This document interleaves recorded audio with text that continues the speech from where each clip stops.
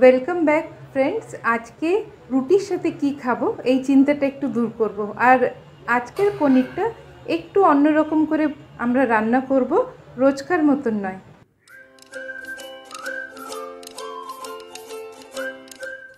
তো প্রথমেই এখানে সুইট কর্নকে আমি সেদ্ধ করে নিচ্ছি অল্প নুন দিয়ে। আর এর বেশি না, 2-3 মিনিট মতন সেদ্ধ করে নিলেই হবে। আর ছেঁকে রেখে নিয়েছি আলাদা করে। আর ভীষণই অল্প কাজু, ওই 7-8টা কাজু গরম জলে ভিজিয়ে নিয়েছি।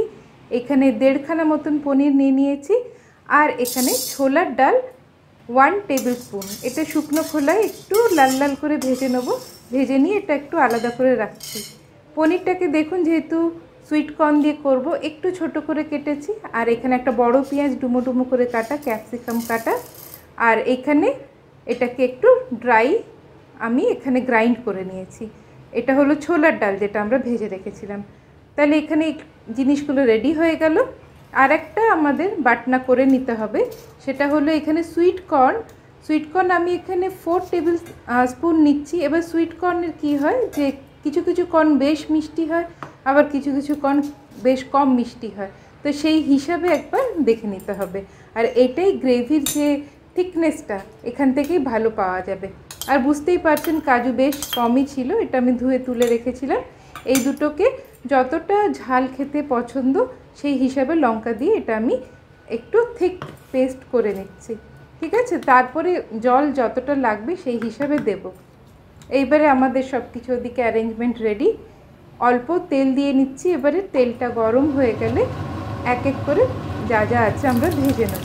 তো এখানে ফার্স্টে ক্যাপসিকাম আর পেঁয়াজকে হালকা লাল হতে ভেজে নিচ্ছি। খুব লাল করব না, ওই ট্রান্সলুসেন্ট মতন হবে। আর আপনারা যদি মনে করেন আলাদা আলাদা ভাজবেন, যেটা এখানে ক্যাপসিকামটা অনেকটাই কম ছিল বলে এইভাবে আমি এটা ভেজে তুলে রাখছি। ওকে। আর নেক্সট এই যে রেসিপিটা, এটা সত্যিই ভীষণ অন্যরকম হয়েছিল। একটু আলাদা আলাদা জিনিস দিয়ে, এভরিডে যেটা আমরা দিয়ে রান্না করি ওই মশলার থেকে একটু ডিফারেন্ট বলে খেতেও ভালো লাগছিল। তো এবারে পনিরগুলোকে আমি ভেজে নিচ্ছি। দেখেই বুঝতে পারছেন যে খুব একটা বড় এটা কাটিনি। তো এটাকেও আমি জাস্ট লবণ দিয়ে, এর মধ্যে কোনো হলুদ দিচ্ছি না। এই পুরো রান্নাটাই আমি কোনো হলুদ দেবো না। তো এটা একটুখানি লাল লাল করে ভেজে নিলাম। এবার আপনারা এটাও দেখে বুঝতে পারছেন যে কতক্ষণ ভাজতে হবে।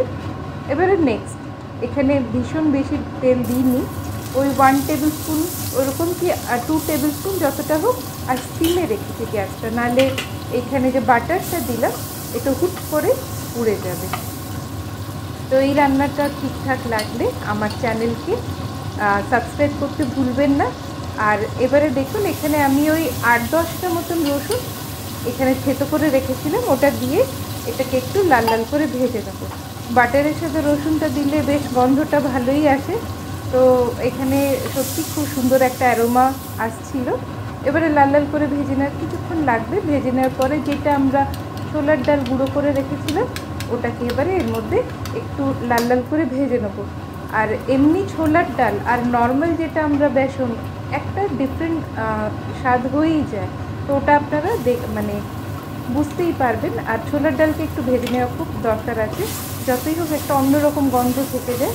তারপরে যে মশলাটা আমরা করে নিয়েছিলাম, যেটা কাজু আর ওই যে সুইট কর্ন ওটা দিয়ে করেছিলাম, তো ওইটা একটু ঠিক হয়ে এটাকে পেস্টটা নালে পুড়ে যাবে। একটু জল দিয়ে নিয়ে এটাকে বাকিটা আমি এটাকে একটু কিছুক্ষণ ওই 2 মিনিট মতন একটু নাড়াচাড়া করলেই দেখবেন, গ্রেভিটা দেখলেই বোঝা যাবে যে কি এটা একটু ভাজা ভাজা হয়ে গেছে, একটু তেল তেল হালকা ছেড়ে আসবে। আর এর মধ্যে আমি দিয়ে দিচ্ছি গোলমরিচ। এবার গোলমরিচটার গন্ধটা খুব সুন্দর আসে এর মধ্যে দিলে। এখন ওই 1 টেবিল স্পুন মতন দিলে হবে। আর পরে যখন একদম এন্ডে তখন আমরা আরেকটু দেবো। তো যতটা পরিমাণে জল লাগবে অতটা আমি দিয়ে, যে এটা জলটা বয়েল হচ্ছে, এবারে পনিরগুলো আমি এক এক করে দিয়ে দেবো। ভীষণ সিম্পল রান্না, কিন্তু খেতে বেশ অন্যরকম লাগে, বেশ টেস্টি লাগে। আর টেস্টটা ডিপেন্ড করে এই কর্নের উপরে। এটা যতটা মিষ্টি হবে আর যতটা জুসি হবে কর্নটা, এর টেস্টটাও একটা ডিফারেন্ট হয়। এর উপরেই আপনারা ডিপেন্ড করে চিনিটা দেবেন। আমি নুন চিনি স্বাদ মতন দিয়ে দিয়েছি। আর এখানে আমি ফ্যাটানো ওই 1 টেবিল স্পুন মতন টক দই দিচ্ছি। টক দই না হলে যদি আপনারা মনে করেন এখানে টমেটো সসও দিতে পারেন, ডিপেন্ডস যে আপনাদের কাছে কোনটা অ্যাভেলেবেল আর কোনটা ভালো লাগবে। আর একটু নেড়ে চেড়ে নিয়ে একদম শেষের দিকে, মানে খুব একটা বেশি তো জল দিইনি, কেন কি এর মধ্যে ছোলার ডাল আছে, এটা একটু ফুটলেই বেশ ঠিক হয়ে যায় গ্রেভিটা, রাইট? তো ওই জন্য একটু নেড়ে চেড়ে নিয়ে দেখুন মোটামুটি রান্না ডান। এইবারে এখানে আমি আর একটু গোলমরিচ দিয়ে দেবো। আমার গ্যাস এখানে সিম করা আছে, কেন আমি চাইছি না যে কি বেশি গ্রেভিটা শুকিয়ে যাক।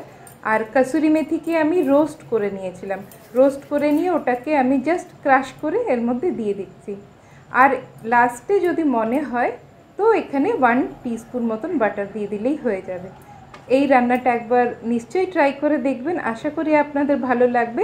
আর এই দেখুন আমি যে এখানে নামাচ্ছি গ্রেভিটার থিকনেসটা। তো আজকে এতটাই, আবার দেখা হবে নেক্সট রেসিপির সাথে।